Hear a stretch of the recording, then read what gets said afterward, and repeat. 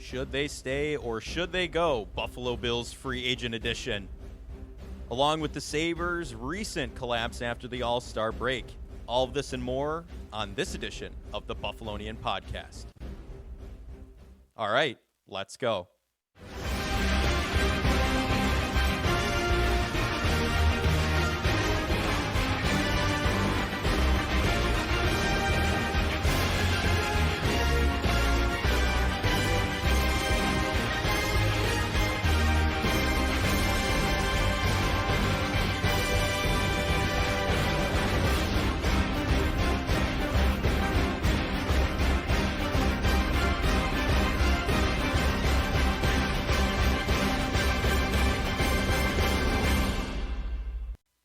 We are back with the Buffalonian Podcast. I'm Joe Cali. As always, I'm joined by none other than Dom Loss. And Dom, coming off of another week of the Bills off season, it was Pro Bowl weekend. We saw the most prestigious NFL award, NFL game. They played Madden head-to-head. I feel like we hit a new low with that one. But the Sabres also last night were both at that game. Just dumpster fire there. I had to ask you a question about the Sabres. Okay, all right. Have you been to a game without me this year? Because I've been to one without you. I went with my brother Patrick to this Kraken game and they got killed. I'm 95% sure I'm like 0-4, 0-5, and I don't think they have. No, I'm sorry. I'm like one. I'm 1-4 because they did win that Tampa Bay game that you and I went to. Yes, time. And the Red Wings game. Tage had the Hattie last year. Remember that? I'm talking about this year though. Oh no. Okay. This year we went to the Red Wings game with 4 of us and they lost. Yes, this year that was my first game I've gone to without you, I think. Well, I was told. So you have to go to a game without me in attendance and see if like it's just me. Okay, all right. Yeah, we'll have to see. It could be, very well could be. Honestly, I mean, again, we'll get into that the second half of the show, but it's just nothing fantastic out of it here with the Buffalo Sabres, unfortunately. So anyway, we're talking Bills. You know, we'll have a Super Bowl pregame show coming up this weekend for you. We're going to do that around Friday or Saturday. We'll figure out a time. We'll let you know. We'll announce it on social media, on X, whatever you want to call it, Twitter, anywhere. But right now, in this Bills offseason, we're in week 2, 3, something like that of the offseason? Counting down the days until the season starts again, but got to be week 3. Just quick, we're going to get into some free agents. Should they stay? Should they go? But first, I think we should bring up some additions to the Bills coaching staff. What do you think? Couldn't agree more. All righty. Well, Ronald Curry is now the quarterback's coach. Jamil, I can't say his last name. How do you say it? Addae. Addae is the cornerback's coach from the University of Miami. That's the photo they have up there. The U. And then Christian Taylor is the defensive quality control coach. Whatever that means. Interesting enough. Yeah. So 3 new additions to the Bills coaching staff. They've been making coaching moves so far this offseason. That's been the big stories coming out from week to week with Ken Dorsey and why am I blanking on his name? Bobby Babish. You mean Joe Brady? Yeah, what did I say? Ken Dorsey. Oh, well, there is news with Ken Dorsey as well. But anyway, Joe Brady and Bobby Babish are the offensive and defensive coordinators, and now we have Curry, Addae, and Taylor. I'm butchering that name. It's like you and Babish can't get it right. But what do you think? How do you feel about these coaching hirings? Well, we still, I believe, as of right now, do not have a defensive line coach because Eric Washington left. And I mean, there's been speculation that they would potentially maybe just their assistant defensive line coach Marcus West, who's been very impressive. Maybe it's him, but we haven't got an announcement about that. But yeah, we did talk about how it would be good to have different eyes. Yes. In the building. I think a bigger kind of maybe fallout from some of these decisions is John Butler, the passing game coordinator and defensive backs coach for the Bills left. Well, from last year left. We don't know where. Mm-hmm. Obviously, it seemed like the writing was kind of on the wall earlier today when they hired Addae to be the cornerbacks coach. Yeah, they kind of had that coming. So I don't know if it's another Eric Washington situation where he got passed over. Yeah, maybe someone got a truck and he didn't. He got bitter about it. Well, he got passed over by Babish to be the defensive coordinator, maybe. So maybe he doesn't see himself as a candidate to be promoted within the organization anymore, and he has to go outside. Kind of similar. Honestly, it's kind of funny. Similar to what Ronald Curry was happening with the Saints. He was with the Saints for a long time under Sean Payton. He was, yeah. Wide receivers coach. When Michael Thomas went off, then he was the quarterbacks coach. Now I believe his title was like passing game and all that. Passing game coordinator and Just getting strung along, if you will. Yeah, and he got passed over for the offensive coordinator position last year. And obviously that didn't go well because they fired their offensive coordinator. And that apparently they offered him the wide receiver coach position. He declined and wanted this opportunity as the quarterbacks coach. So I like it from it's a different voice. Obviously, this is I think a coveted position in the NFL because Josh Allen's the quarterback. It's now 2 times over that the quarterback's coach has then become the offensive coordinator within this organization, Ken Dorsey and Joe Brady. So a success rate of 100% of getting, within a couple of years, getting an offensive coordinator position. Yeah, getting that opportunity. Even Ken Dorsey gets a second one. Right, coming off of the firing midseason, he goes to work with the creep in the Browns. So we'll see how that goes. He's a fantastic human being. He's a fantastic human being. He did break his silence a little bit on the Bills stuff, though. He did make a comment on it and just basically said, I went back and reviewed. That's all he really said. No, he said it was the head coach's decision. Well, yeah, we knew that, though. No, I mean, that is exactly what McDermott said. He said it. And McDermott, if you go back to the quote, it was my decision and mine alone. Well, so, sure. Yeah. I mean, I'm not. It's not like getting McDermott in trouble. But No, right. Yeah. I feel like they kind of go out of the way of saying that. But no, I think we talked about this literally last week about the quarterback coach position. You want to get a fresh eyes. Yeah. Not kind of. There's a lot of good quality, assistant coaches still in the Bills organization, but I don't think it was been the right decision to just hire from within. I think getting another fresh eyes. Robert Curry, not Bobby Curry, our buddy. Ronald Curry. I know. We're all over the place. New setup, new everything. I don't know if you could tell, but go ahead. Ronald Curry and Joe Brady did spend time together with the New Orleans Saints, so that's kind of it shows, I think, that McDermott's letting Brady kind of pick who he wants to be on the offensive staff, and I'm excited for it. Again, this guy has had experience with Sean Payton, Jim Harbaugh, so it's looks like the offense is gonna, maybe it's gonna be similar in some aspects, but I think we're starting to see Joe Brady and get, his guys to kind of put his offense on the table. Yeah, and that's something we've said could be interesting to see all season is when Joe Brady gets a full off season with this Bills offense, what are we going to see next season? Are we going to see you heard Josh Allen say it, we're going to do simple better, and that might be something we've said at redundancy for the past, I don't know, year and a half with Ken Dorsey. I would say they're just too complicated. A lot of things were too complicated. They're going to do simple a lot better, per Josh Allen, per the words of the quarterback. So we're going to hope that stays true. But Joe Brady looks to be getting his guys in there, and I think that is, like you said, going to lead to that happening down the stretch, which will be great. Yeah, and then again, just with Adai, has a lot of experience in college at the University of Georgia, at the University of Minnesota, the last 2 years at the U. There's a pretty good safety named Cameron Kitchens who may be available at pick 28, so who knows? Maybe that's safety is a need, as we're going to talk about in a second here at the free agent. So yes. And then Christian Taylor, that must have just happened because I didn't see a lot about it, but he's a William and Mary guy, so. Oh, yeah. Joe Brady's a William and Mary. But he's a defensive assistant. But Sean McDermott's also a William and Mary guy, so.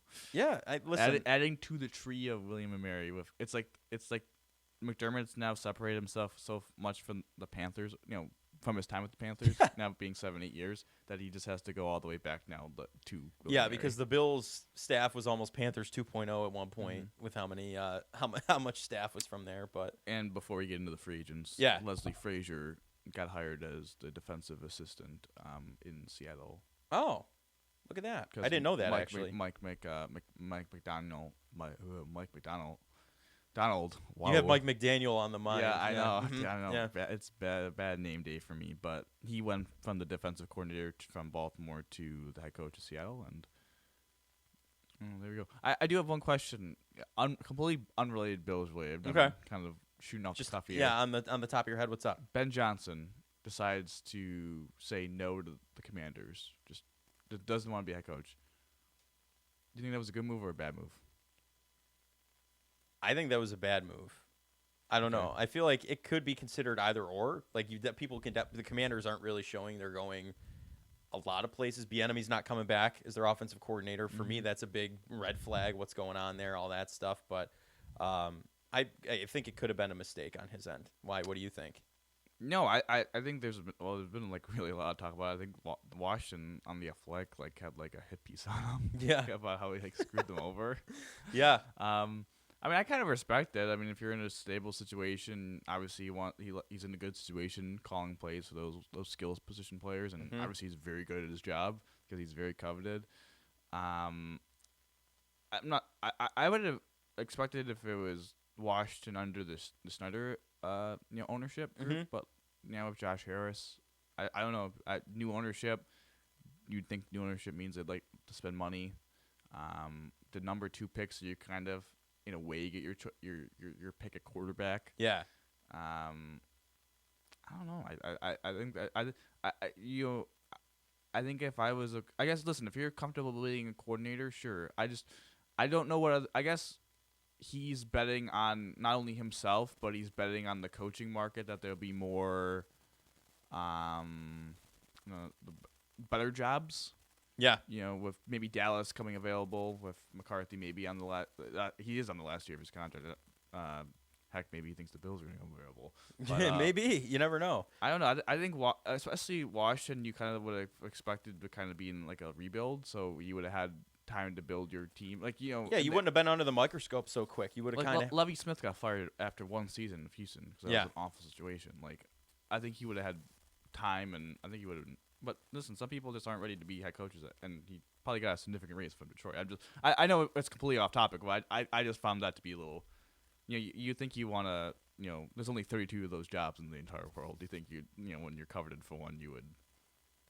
I could understand him saying no to like the Panthers because that's a bad job, but like Washington, I don't know. I feel like there's a lot of positive. Now I don't know because I just wrote a hit piece on him. So like, yeah, well, you never know, but maybe there was some stuff behind the scenes. Yeah, you have the new-ish owner looking to turn things around. You could have been a part of that. Like, I feel like it was kind of a mistake. But getting back to the Bills here, there's a long list, 22 exactly, free agents that the Bills could either keep or just let walk. So we're going to go through one by one real quick here. And just off the cuff, yes or no, what do you think? Okay. You ready? Yeah, with the new mics, that's now really fascinated. Yeah, I mean, just a disclaimer for the listeners out there, too, if you can't already tell. We are starting to fiddle with a new setup here. We're getting away from some older technology, starting to move into some newer stuff. So we're learning, too. So this is an experience for all of us right now, this first time with it. So bear with us if there's anything goofy happening. But as of now, I think it sounds all right. We'll see. We'll see in post. We'll have to fix it in post, like every director in Hollywood says. Fix it in post. But player number 1 on the chopping block, free agency, Micah Hyde. As you said, safety issue in Buffalo. We're going to need some depth. Great player. I just personally think he's actually just going to straight up retire because of the neck issues. The neck stingers. Being 33. So to make this go as short as possible, I think it's time to let go. Yeah, let go. And again, I agree. I think he's just going to retire. He's not going to go anywhere. I mean, they have a choice whether they want to cut Poyer and just go completely like with the Band-Aid and go fresh, or I just think they can't bring both of them back. No, they're not young enough anymore, unfortunately, and that's the tough part about it. Daquan Jones, number 2. Kind of mentioned him last week in a would you rather situation, but yeah, I'm bringing him back. Yeah, I think you need him. I agree. No defensive tackles with Oliver. I think he's a real difference maker. I also think his market may not. I mean, he's 32, so maybe his market isn't that big, but it also could be a situation where 32 looking for that last big 3-year contract. So I don't know about that, but 1 year, $7 million, $8 million, like I'd write that off right now. Yeah, 100%. I agree. Leonard Floyd, he says, pay me the money if you want me to play here. Is that what he said? Yeah. Unfortunately, we can't pay you the money, so I think that's a walk, unfortunately. Walk, yeah, 100% walk. Because as great as he was a great service this year. You do have an expensive Von Miller contract in the same position who might be coming back to normal, so you might not lose too much there. I don't know if it's much of that, other than he's 31, so he's going to be 32 during the season. He's had 3 straight seasons now of 9+ sacks this season, finally getting over that 10 sack threshold. And there's going to be someone that's going to pay him 3 years, $30 million for that production. And he's more than earned the to test the market. Yeah. But I just don't think the market's going to help the Bills re-sign him. Yeah. Not a bad player. Like, again, Right. He had a great year again. Like you said, broke the barrier of 10 on the sack count. So, unfortunately, let walk there. Our buddy Tim Settle. What do you think? I'm leaning walk. I'd say 75-25 walk. 75-25. It matters what happens if Daquan. Like, if Daquan just leaves. Then we got to bring him back. Because I'm up patch this together. Jordan Phillips, I'm all the way out. Yeah, no way, yeah. So I think he actually might retire. He insinuated that potentially in his end of season press conference. So Tim Settle, for me, I think 75-25 is the perfect way. Like, I could see a scenario where they bring him back, like on a really cheap deal, just so they have someone familiar with the system, and you can get new guys to plug in eventually. He's shown that he's at least depth quality, but like again, and also when you compare him to Puna Ford, I know I'm skipping Tyler Mitakevich. Sorry. But I don't think Puna Ford, I think, is better than Tim Settle, but I think the Bills value Tim Settle more than Puna Ford. So yeah, no, I would agree with you. I mean, I would skip Tyler Mitakevich too because I think he's a walk. I'll say with Mitakevich, I'm out. Yeah. But I mean, I wouldn't be surprised if he's brought back on like a really cheap 1 year, like $1 million just as deal. a depth guy to he's ride a the captain, bench. special teams, that kind of jazz. No, absolutely. Jordan Phillips, I'm out on as well. Mitakevich out on. Puna Ford keep. I think. What do you think? Like, in general? I think, but I just don't think the Bills view him. I don't think the Bills view him as that. He's not their starter guy. I don't even think it's that. Just he couldn't get. He was getting scratched at occasional for Linval Joseph and Tim Settle and Jordan Phillips for that matter. So I don't know. I don't see it. Yeah, we'll get to Linval a little bit later here, but we're gonna go Dane Jackson next, cornerback. Keeper, let go. Again, if he gets like a Levi Wallace type of contract, I think you gotta let him go because that's too rich for me. But yeah, if we get brought back cheap, kind of again be that third, fourth outside corner. You see what you do with Bristol Douglas. See what happens with Trey White, Kyrie Elam's kind of. I know there's a lot of names at corner, but there isn't a lot of like. Yeah. I guess guarantee. I mean, you'd think Benford and Douglas would be the starters. Maybe you flip Elam. Maybe you cut Trey White. Trey White, his injury, you don't know how he's I just think Dane Jackson's a perfect depth corner, and we all know injuries happen. And he did come in and play very serviceably at the end of the season. Sure. So and, I mean, injuries happen. Yeah. As you saw at the end of this year. So throughout the entire season on defense. But yeah, I agree with you on that. So Terrell Dodson is next. He really came into his own this season. That's a tough let it walk for me. I don't think he's I don't want him to walk, but I don't know what the Bills do in that situation. I agree. I think he's a walk based off the market. Like, I think there's going to be kind of a niche market for him. Yeah. He showed the ability to play at a high level. I know he was PFF second highest graded linebacker. I know we don't buy that. He was number one for a while. Right? Yeah, he held the number one title for quite some time. He was up there, and he played really well. Credit to him. But I just think Terrell Bernard, Matt Milano, I think Dorian Williams, maybe Bale Inspector. I think all four of those guys are on the roster, and they're probably going to expect Williams and Spector to kind of take more of the Dotson role and take a jump. So I just think that they're going to try and replace him within. I just think I think someone will pay him like $6 million, and the Bills will be out. Yeah, no, definitely, I agree. Taylor Rapp, I was a hard out. I was too until like 3 weeks left in the year, and he started playing and well. He started when they put Poyer in the linebacker spot, and they kind of had him as the third. Like, I thought he made some nice plays. Obviously, he had the interception that he ended up ending the season on because he got injured on. Yeah, but he laid it all on the line. Again, 1.177 this year. Again, if we get that kind of contract, I think I would bring him back just because, again, a lot of unknown. It's kind of a little bit like the defensive tackle situation. A lot of unknown with the safety situation. So getting a guy that's been in the system for at least a year would not be the worst in the world. Yeah. No, I got you there. 100% agree with you on Taylor Rapp. He gave it all. He gave at the end of the season. That was it. He was done after that interception, but he ended it on that. Next, Trent Sherfield. This is going to get interesting. Out. You let him go right away? Not even a question. All right. Are you keeping Trent Sherfield? I don't know. Do you keep Gabe Davis? We're going to talk about him in a minute. I'm asking you about Trent Sherfield right now. Well, if you lose Gabe Davis, you keep Trent Sherfield, in my opinion, maybe. I think you just I'm not going to say about anything about Davis, but get Trent Sherfield out of here. He's all right. trash. All right. He is. He's not great, but like, dude, if you need a pinch. What do you mean? He had an opportunity to play against Kansas City and didn't make a single play. You got a point. He did his best Gabe Davis impression out there. So. Yeah, but Gabe probably at least makes one of those deep ball catches. Yeah, no, you're right. It was like a poor man's Gabe Davis. It was. Yeah, no, get him out. He's out. Respectfully, gone. Lador, all there. Right. Walk through it. David Edwards, guard. Oh, keep. I really like David Edwards. I think he was really good as the sixth offensive lineman. Listen, the offensive line this season was the best it's been in a long time. I look from this perspective. I liked him as the sixth offensive line, and the Bills lucked out. Like, none of their 5 starting offensive linemen got injured, missed a game. Like, I'm just saying right now, this isn't even a jinx. That ain't happening again. Yeah, like, that's rare. And having a quality backup in David Edwards in case one of those guys in the interior gets banged up. Yeah, yes. No, yeah, I would keep 100%. As I said, offensive line depth wise is the best it's been. A guy misses, you don't miss a beat really with David Edwards there. So I was happy with that. Damian Harris, running back, got injured early in the season. We were excited to see him at the start of the season be that replacement for Naheem Hines after his unfortunate jet skiing accident. But we were at the game where he ran 45 times. We were like, okay, this guy's going to bring some juice. Gets injured, misses the majority of the season. What do you think? Out. Nope. Gone. Yeah, I agree. He's out. Same thing of Joseph. Linval out. Yeah. Linval Joseph out. AJ Epinesa. This is who I want to keep. I'm going to be honest with you. I want to keep Epinesa. He's shown so much promise in this past season. Like he could grow into a great player after, a couple years of mediocrity and just not showing a lot of improvement. He really did this season. I think you keep him. What do you think?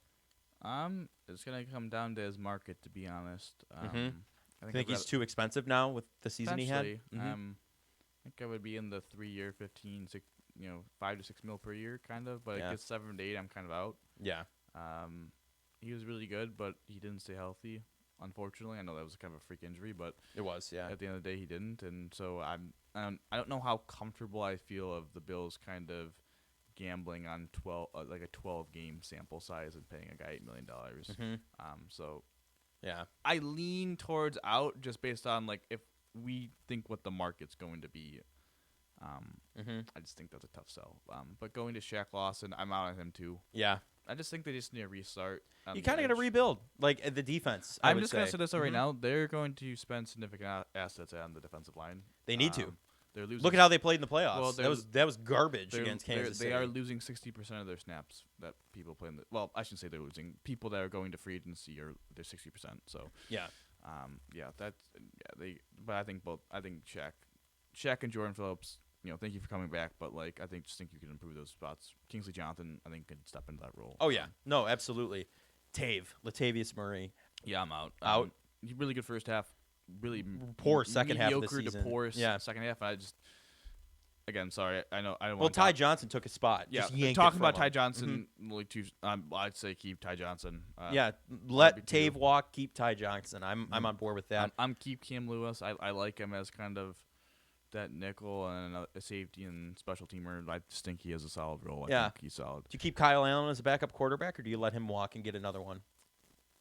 That's a tough question. Do you feel comfortable with Kyle Allen leading the season? Well, no. Right. I don't think a lot of people would say they're comfortable with their backup quarterback. I would draft one on the day 3 and compete. I guess Sam Hartman, Notre Dame guy over there. I'm not saying I don't think Sam Hartman's very good. So no. Yeah. I'm actually out on Sam Hartman other than some of the people. I just don't think he's very good.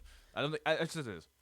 That's another take. I just don't think he will translate very well to the NFL level. So I just think they should get a day 3 guy compete. Whoever wins the job wins the job. And then Quentin Morris, I think, can keep tight end 3. That's whatever to me. Gabe Davis, very similar, in my opinion, to AJ Epinesa. If the market isn't quite what it is, I'm more than okay bringing him back for $7, maybe $8 million. But if it's 10 plus, I'm out, and I think it's gonna be 10 plus. I'm sorry, this guy has had had the 4 touchdown game in the postseason, has had really good touchdown production throughout his entire career, and he's known as a very good vertical threat and run blocker, and those guys get paid. MVS signed a 3-year, $30 million contract. Yeah, and he was dropping balls in the end zone. That was $10 million. I just don't think the Bills have $10 million to do that. No. I agree with you. And he's only 25, so he's young. Young, yeah. I as much as Gabe Davis has done so great for the Bills, I think he was the best when you had Emmanuel Sanders in there as well, Cole Beasley in there as well. When he's your number 2 option, I don't think he's come through in the way that you expected. Maybe that's not on him. Maybe that's on the offense, the system in general, right? You're switching it up. I just think he's what's it called? I think the best way to describe him is I think he's a limited route runner. Yes, I would agree with that, and I think you let him walk, save some money. Maybe this is where the draft wide receiver can get interesting. So yes, absolutely. Yeah. So those are the Bills free agents there. Sign or let walk.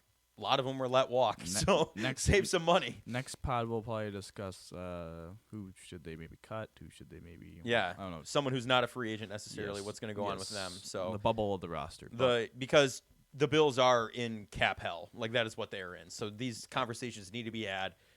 Especially, this is the easy one with the free agents. Oh, let them walk. You don't have to worry about anything. But when you're cutting people, you have to worry about salary and things along those lines still. Yes, so absolutely. that'll be interesting next week. Dread this time every podcast. We got to talk about the Sabres. All right, I have a take. Okay. I know we'll get back into the down 3 next pod, but I do have a take. Okay. So you and I were both at the game last night. Yes. 2-1L, 48 I don't remember the specific shots for Dallas off the top of my head, but 48 shots for the Sabres. Mm-hmm. Only 1 goal. So. The third period for me was spent getting certificates for my younger siblings for their first game. And oh, is that where you were? It's like I was stalking you, but I knew where you were, and I was like, I don't think Joe's at his seat. No, I was not in my seat. 48-30. Most of the third period was not, so I was away. I've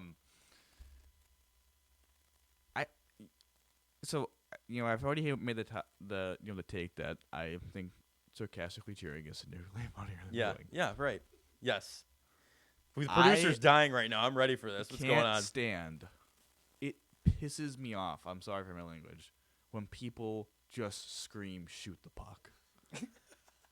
That's what was happening behind me too, dude. Oh my god, that was like disgusting. I almost turned around at one point. And I was like, "Bro, they have 37 shots. We're like 45 minutes. We have 15 minutes left in the game. They have 37 shots. They have 1 goal. Like, I don't know. Maybe they should actually like overpass and like get a good look. Mm-hmm. Like, I'm sorry. That's where like sometimes the shot and goals could be a little misleading. Sometimes it's because like the game was probably maybe. I still think it favored the Sabres, but it was probably a little bit closer than like the attempts and the shots were because I think Dallas gave them better opportunities. But it's like, oh my god, every 2 seconds it was like, shoot the puck. Yeah, I was there with my girlfriend Morgan too. Behind us, it sounded like a rugrat. Like this woman just screaming, "Shoot the puck!" I'm like, "Come on, what are we doing here?" And then like, "Let's go Buffalo!" I'm like, "What are you talking about? They're in the defensive zone. Like UPL's getting killed in there right now. Like, what are we talking about?" He actually had a great game. Yeah, he was the bright spot. Well, they had. I thought Cousins and Dahlin actually had a really good game too as well. They did. Dahlin was about to break his stick over his neck about 8 times. Yeah, in play. During play. No, it was not a dead puck. I just like. It was like actually when they scored too, it was like the person was like screaming, "Oh shoot it!" when Dahlin had it from the point. I was like, why are we normalizing shoot the puck crappy point shots as shooting the puck? Yeah, like, that's not like it's not. It's like, and here's the thing too, awful. People do that with every sport. Basketball, outside half court, shoot the ball. No, like we don't want. Like, what are we talking about? I haven't been to the last time I went to a basketball game was a you. Yeah, we went and saw Niagara storm the court against Marist. So that was crazy. Yeah, beating a team that they're ahead of the standings, I think. Yeah, but I did. It's very similar to as the producer is flipping us off. No, it's just you know what's similar to what? And it bothers me. I might get flamed for this. Going to Bills game, and every time there's a penalty on the Bills, what is that? People just complain. It's like it's clearly pass interference on Dane Jackson. Yeah. Like there's no question about it. It's like come on. What are we doing here? Like that was holding. Yeah. He's got his hand in his jersey. That's holding. I understand. Like if there's no penalty and there should have been, that's okay. As fandom, we're not going to be objective all the time, but it's like it would be refreshing to not have to go to a Sabres game when just like. I don't know. We've heard another one when you and I went one time. Grab his blanket, twist it. Yeah. Not going to let that rep on the pod, but geez, that was another one just annoying, wouldn't stop behind us. It makes you really want to just get up and just say something back to them. I really do. But I held it in. And you're both Sabres fans, but it's like, are you really going to argue with that? But I was like, I don't know, man. Like, this is kind of like, it was bothering me. Like, I'm bringing it up right now. Like nearly 24 hours later, like, it was really bothering me. I was like, dude, like, I am watching the game, and every time there's a pass in the zone, the person could be like one stride into the zone. It's like, shoot the puck. It's like, dude, Jake Ottinger is like on fire. Like, we're just gonna pepper him with like uncontested point shots. That's like, Dahlin was hesitating to let the defense kind of clear out the area at one point, and I hear shoot it. I'm like, he just got past the blue monster. What are we talking about? It's just so ridiculous. Oh, the best part is though, and we'll talk about actual Sabres at this point. The best point is when they say shoot the puck. The person shoots the puck and it gets blocked. Yes. And they go, well, why did that happen? I was like, because you want him to shoot the puck. Yeah, what do you want? Do you want him to block the shot or do you want him to make it? Don't shoot it. It's like, what do you want them to? It's like, wow, like from our point of view, like it's not on ice. So like we don't know if there's someone. It's just like, it bothers that on me. But talking about the Sabres, I thought it was a good performance even though they lost. Like It was a very boring game though. I will say that. Not a lot of action. oh yeah. It was tough. We've been to games where I couldn't stop standing up and freaking out because it was so high action back and forth. Yeah, you were just screaming shoot the puck the whole time. Yeah, right. Yeah, I was just screaming shoot the puck the whole time. This game, I'm sitting there yesterday. It's 5 minutes So many into whistles. the third quarter. The first period. God, I'm on football like you. The first period, I'm sitting there. It's 11:49 for like 5 minutes. 11:49 left in the period. I'm like, are we stopping the game? Like, what is going on here? It felt like the second period should have been over by the time the first ended because it just kept stopping the clock. But yeah, it was a better performance from the Sabres. It was a boring performance from the Sabres because the goaltending on both sides was just decent. Sure, I thought EPO was really solid. Obviously, Ottinger still a show. I thought Darlene looked really well. It's because he played with actual all-stars. He had Yeah. to, he had to play up to competition for once. And So Cousins looked real. I mean, that line of Cousins, Benson, Paterka, that was the best line out of both teams. So I saw someone walking around with an Eichel jersey with Benson taped on the back Dang. and the C taped over Savage. with white duct tape. I'm like, wow, that's awesome. yeah, but I mean, it's February. It was February 6th. Like it's just not in the realm for moral victories. You gotta find a way to get. You're about 10 or more games out of the playoffs. 10. They were 10 points. Yeah, 10 points. 10 points out of the playoffs. You gotta win. You have You're to at win. home. You're at home. Granted, it didn't feel like it. There were more Stars fans there than Sabres Oh fans. my God, the national anthem. Stars! Yeah, the whole time. I'm like, oh my God. Like, it's not even like we're at a home crowd. It's like when you go to. You can go to KeyBank as an away fan and not worry about getting mugged. I think. Like, that's come on. Like, Like, you know what I mean? I do think like in hockey it's a little different than football, but sure. You know what I mean? Like, but No, I agree. it's just, I don't know. It was not a great environment yesterday. But two things to know, and then I have a Super Bowl thing I wanted to get to. Okay. And then we can leave. Is it Brock Purdy looking like Lee Harvey Oswald? Because that came out tonight. Did you see that? Funny. Yeah, that was bad. What are they thinking? Someone Go ahead. tweeted that was like, yeah, he's similar to him. Like he needed more than one person to help him. Oh my God. But Jack Too- Quinn out ugh. 6 to 8 months of surgery. Really unfortunate. Kind of LBI, a lawsuit. Yeah, whatever that means. lower body Yeah, injury. just tell the surgeon, yeah, my LBI is out. Like, That's all I'm gonna say. the surgeon's like, do you mean LBS? Do you have a little blood sugar? Yeah. But that's really unfortunate loss for him. And then Matthias Samuelsson. Blessing in disguise. Upper body injury. Yeah, UBI. UBI. Yeah, UBI. LBI, UBI. Out for the year. At least we get to see Ryan Johnson now full time. I just don't know what to say about Matthias Samuelsson. Just has not been able to stay healthy. First year in of the 7-year contract. So, Yeah. I feel like they're just kind of stuck with that contract. Like I think that's a negative asset, for sure. And I think a lot of people expected him to maybe become the future number 3. Behind Power and Darlene. He's still a very good defensive defenseman, but like he just has never been able to pass the puck, transition the puck with any consistent success, and he doesn't provide a lot of offense. So Yeah. it's just kind of limited his. I think it's kind of the similar when he got drafted of saying that he was a high floor, low ceiling defenseman, and that's kind of what he's turned out to be. And listen, there's nothing wrong with being a bottom pair defenseman, and having a solid one like Samuelson's not bad, but when you can't stay healthy, Then there's a problem. and when you're paid like a top 4 defenseman, that's when there is a Yeah. that's when there's a situation. And I remember you texted when that happened, and I immediately thought to myself, is this a blessing in disguise for those guys coming up, like Ryan But Johnson? they're and really all that? bad with him. I think I'm sorry, they were really good without him. They It was were. like the inverse of last year. Yeah. That's what I was talking about. Like they were like 7-1-0 or whatever. No, they were. They still can't do anything on the power play, though, which kind of I thought it was better yesterday though. A little bit. They scored. I thought it was a little bit. And they had that one really bad moment, which is like, Well, it's because Granado's got the little bug in his ear saying, you're going to be fired, you're going to be fired, you're going to be fired, and you got to do something on the power play. Yeah. That's what's happening. But next game Saturday against St. Louis at home. Mhm. They're home against LA on Tuesday. Obviously, we have the pod Wednesday. So 2 more games. 2 games to preview. I should say not preview, to review next week. Let's not even pick, No. keep not picking, but let's hope for a win. So to end the pod, Super Bowl. I'm not talking about the Super Bowl. Okay. The Super Bowl theme, Okay. because we talked a little bit about before this about Super Bowl squares. Yes. I think they're the most gambling I do. Like, Mhm. I guess you could consider them gambling, right? Yeah, 'Cause no, you are taking a gamble. You're putting money on the line, and you get a payout if you win, but if not, you lose your money. Yeah. So I have 2 questions. Okay. What is the worst combination of numbers Like if you like the person sends like, hey, happy Super Bowl Sunday, like this is the squares, and it's like your two numbers. What do you like? You know, 3-3. Really? I'm eking at that. Really? Yeah. Why? Okay, so the Chiefs and 49ers are high-scoring teams. I'm using this year as an example. Okay. Odds are there's going to be more than 3 points each scored in the first quarter or whatever. You know what I mean? Like that. I mean, That's it what. could be 3-3. Yeah, it could be, but like the chances are low with these two teams the way they score. I guess that, You know what I mean? Like that's kind of. I guess 3-3 isn't a great. I don't know. I don't know about that, man. Actually, I don't think You like 3-3? You want 3-3? I'm not saying I enjoy having 5-5 is terrible. Producer just threw up 2 5s. That's Oh, bad. 5-5 is the 5-5 is actually the worst one. 6-6. That'd be terrible too. No, 6-6. You can get to 6-6. 16-16. Just 2 field goals. 16-6. 5-5 is terrible. 5-5 is bad. Mhm. Anything. 3-3. I'm still kind of mad. is That it. might just be me, This is but it. I don't know. Anything that isn't like easily divisible, like any number like that isn't a Divisible combination by- of numbers that yeah. isn't divisible by 7 or 3 is trash. 5. Like 5, not a great number because your only option really to get to 5 is 35.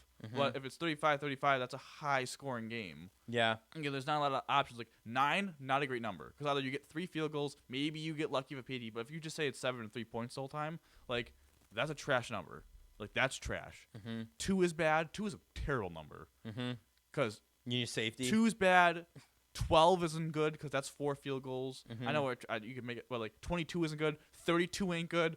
42 is 6 touchdowns. That's rare in a Super Bowl. So like, Hey, the 2 Bills got I think- that against the Titans I last think year. individually 2 is awful. You know what's really underrated? 0. I think 0 is the best number. Right. 20. I just think 0 is Anything. 0. Yeah. 0. No points. Yeah. Like having 0 in your thing is like that's amp. Because you start off a winner. Yeah, if they don't score, if there's no scoring first quarter and you got zeros in the first, that's kind of a win there. And then my second kind of question,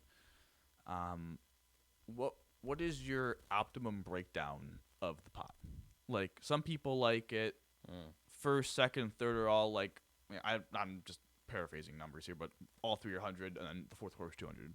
Right? Some people like it as like the first quarter is 75, the third quarter is 75, but halftime's 100, fourth quarter is 200. So like it's more for halftime compared to that one. Some people also include at the end like $25 for like the inverse. So like if the score ended 26-13, but you had the opposite total, Yeah.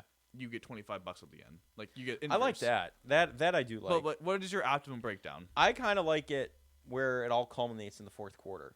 You're just like all for the line. Yeah. Kinda like you get a solid payout for the first, second, third, but like it doesn't matter which quarter you win. Yeah.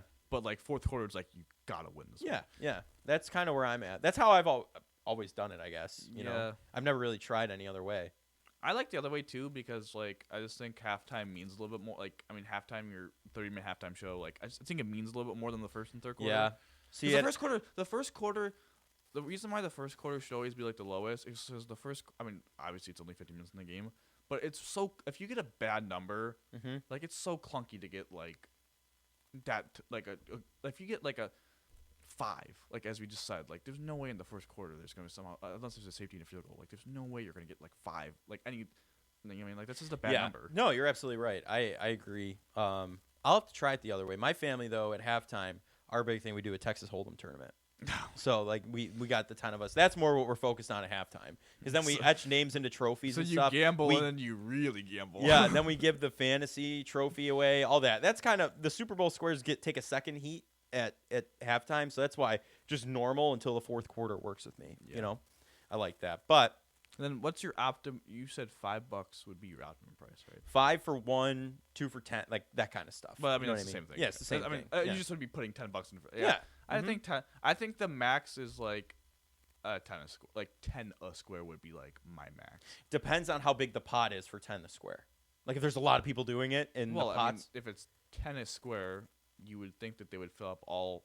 Well, that's what I'm saying. No, I'm saying if it's 10 a square, you think they Like you fill up don't all- need 2 people. You don't need to do like 2 for 10 to fill up the board. Like the board will be filled 1 for 10. You know what I'm talking about? Sure, I guess you could do 2 for Like in a 20, bigger though. pool. Yeah, some like. But like if you just put $10 in for 1 square and everyone else finds a way to, even if it's not 100 people, like it gets all filled. That's $1,000. Yeah. Well, that's a pretty significant payout. Yeah. I gotta start doing those. I got a bunch of texts about Super Bowl squares. Even you before the show asked. So I know. we Yeah. gotta get that going. But let us know how you do Super Bowl squares. Let us know in the comment section, or Also, let us know on like fun topics to rant about, like with the Bills kind of taking the back seat we right got now. lucked out again today that like they had news. We're kind of trying to manufacture content, and the Sabres. Just kind of really depressing to talk about, but like we Last year, I think this time the Sabres could carry a full episode. Not this year. Heck, I think we just talked about Super Bowl scores for like the last so anything like sports related. That's just like I know we in the beginning of the pod, as many listeners know, we talked for boxing, but none of us, not either Joe and I, are, like could carry a conversation in boxing, but we could carry a conversation in other sports. So yeah, let us know. Let us know. We're gonna get some guests on too. If you have any guests you'd like us to try and get, let us know. We are in the off season. It is crazy. We're feeling it. We'll feel it after the Super Bowl too. We have a Super Bowl pregame show coming to you this weekend, so we're excited to do that. Hopefully, one of these years we get to do one with the Bills in it, but that's neither here nor there. Hopefully, we get to do a betting on the Bills. Come on, Joe. What? A betting on the Bills episode For the Super Bowl. Yeah.